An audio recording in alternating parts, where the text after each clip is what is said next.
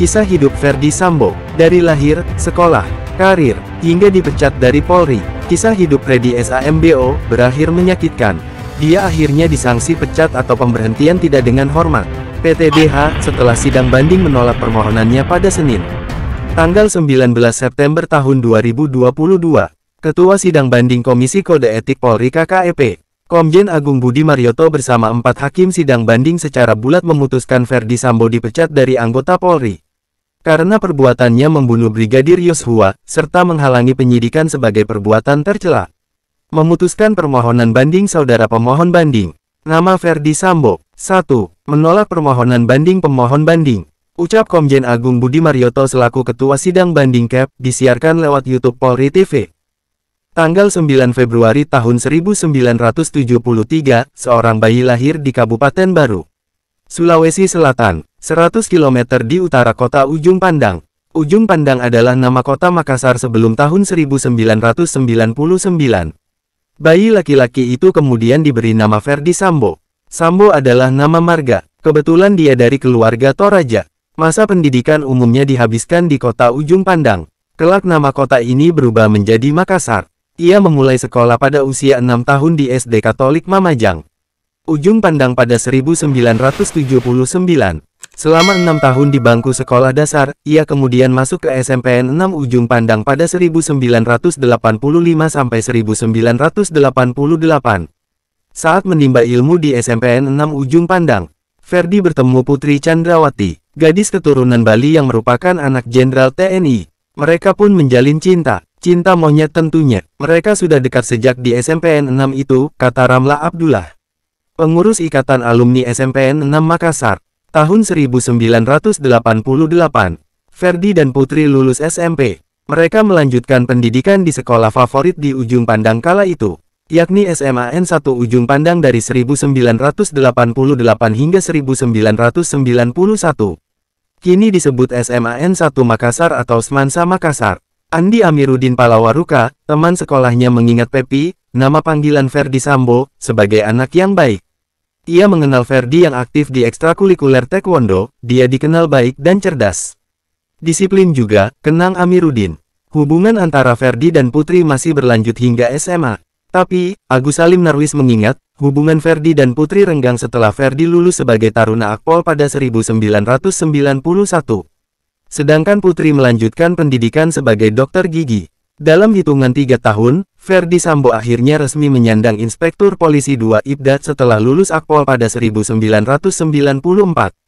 Ia pun mendapat tugas pertamanya sebagai perwira Samapta Pamapta di Polres Metro Jakarta Timur pada 1995.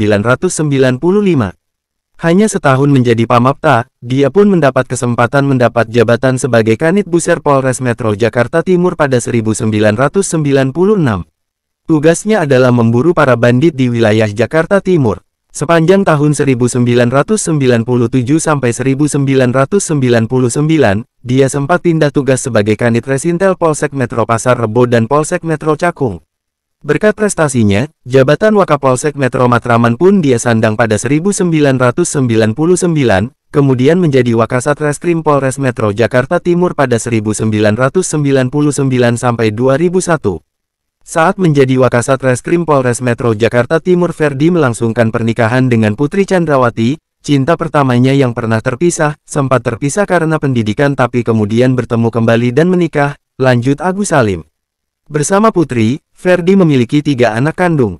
Yang pertama sudah berusia 21 tahun, yang kedua sudah 17 tahun, dan yang ketiga baru berusia 15 tahun. Yang terakhir ini masih sekolah di SMA Taruna Nusantara Magelang, yang tamatannya banyak berkiprah di kepolisian dan militer. Pasangan ini juga mengangkat 1 anak yang berusia 1,5 tahun. Sejumlah jabatan mentereng pernah dia pegang, seperti menjadi Kasat Reskrim Polres Bogor pada 2003 sampai 2004, hingga menjadi Wakapolres Sumedang Polda Jabar pada tahun 2007 sampai tahun 2008. Salah satu tonggak dalam perjalanan karir Ferdy adalah ketika menjadi Kapolres Purbalingga pada 2012. Kemudian menjadi Kapolres Brebes pada 2013. Pangkatnya sudah AKBP. Putri Chandrawati sudah berhenti dari menjalankan profesinya sebagai dokter gigi. Mengikuti perjalanan karir Ferdy Sambo sebagai ibu bayangkari. Di kabupaten yang terkenal bawang dan telur asin itu pula, Ferdi, menemukan Kuatmaruf yang dijadikan sopir untuk istrinya. Ferdi makin dekat dengan kekuasaan di Polri setelah melepas jabatan Kapolres Brebes pada 2015. Jabatan barunya adalah Wadireskrimum Polda Metro Jaya. Pada tahun itu juga, ia bertemu Irjen Tito Karnavian yang mendapat mandatnya sebagai Kapolda Metro Jaya. Saat karir Tito menanjak sebagai Kapolri pada tahun 2016, karir Ferdi ikut menanjak. Ia mendapat jabatan baru sebagai Kasubdit 4 di Tipidum Bareskrim Polri, kemudian menjadi Kasubdit 3 di Tipidum Bareskrim Polri sampai 2018.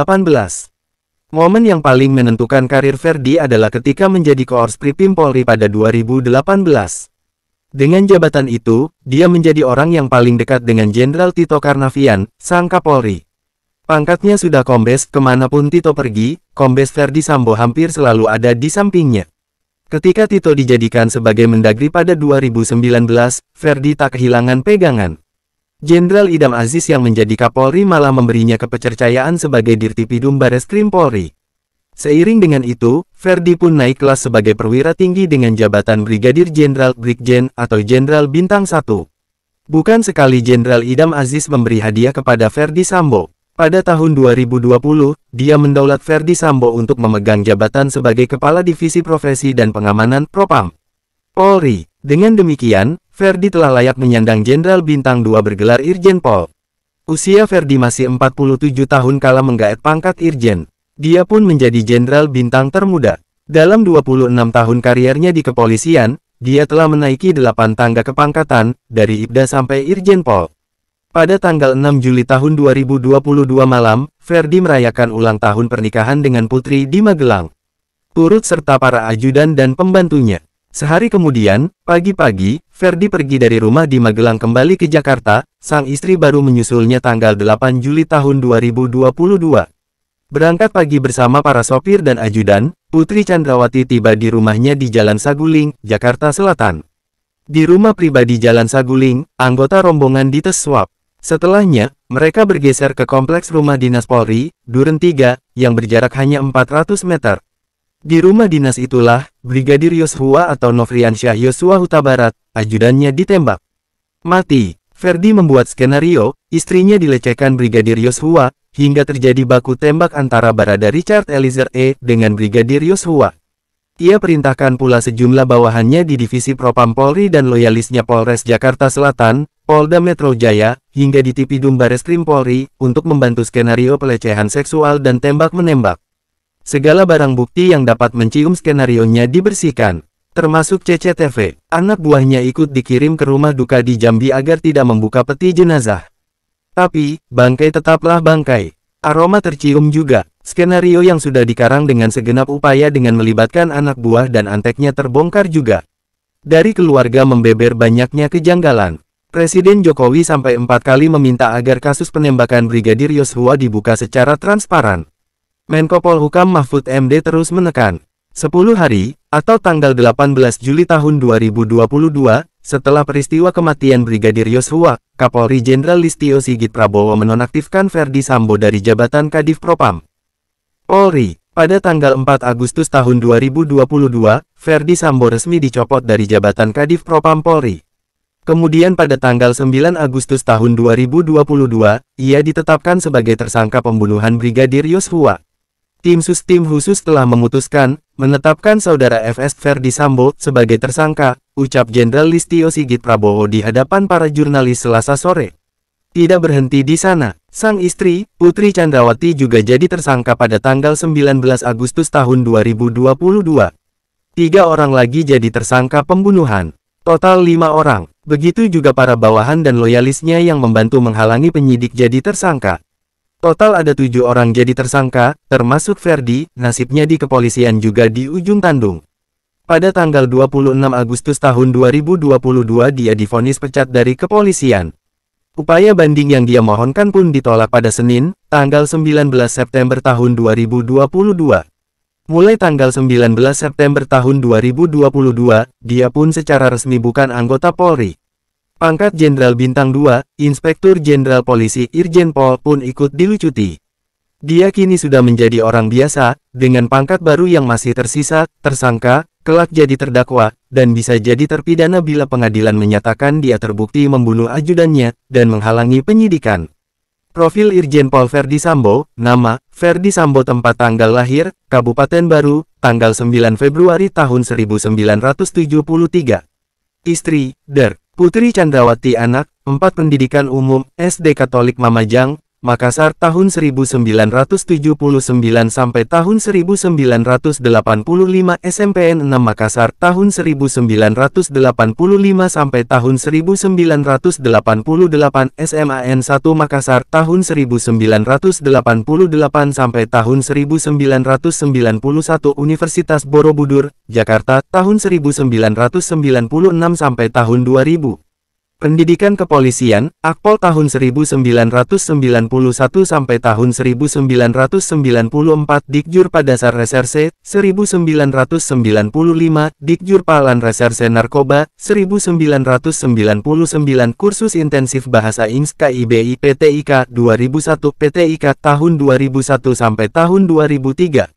Riwayat jabatan, Pamapta Polres Metro Jakarta Timur tahun 1995 sampai tahun 1996 Kanit Buser Katim Tekap Polres Metro Jakarta Timur tahun 1996 sampai tahun 1997 Kanit Resintel Polsek Metro Pasar Rebo Polres Jaktim tahun 1997 sampai tahun 1997 Kanit Resintel Polsek Metro Cakung Polres Jaktim tahun 1997 sampai tahun 1999 Wakapolsek Metro Matraman Polres Metro Jakarta Timur tahun 1999 sampai tahun 1999 Wakasat Reskrim Polres Metro Jakarta Timur tahun 1999 sampai tahun 2001 Kasat Reskrim Polres Bogor Polda Jabar tahun 2003 sampai tahun 2004 Kanit 4 Satopsi di Reskrim Polda Jabar tahun 2004 sampai tahun 2005 Kasubag Reskrim Polwil Bogor tahun 2005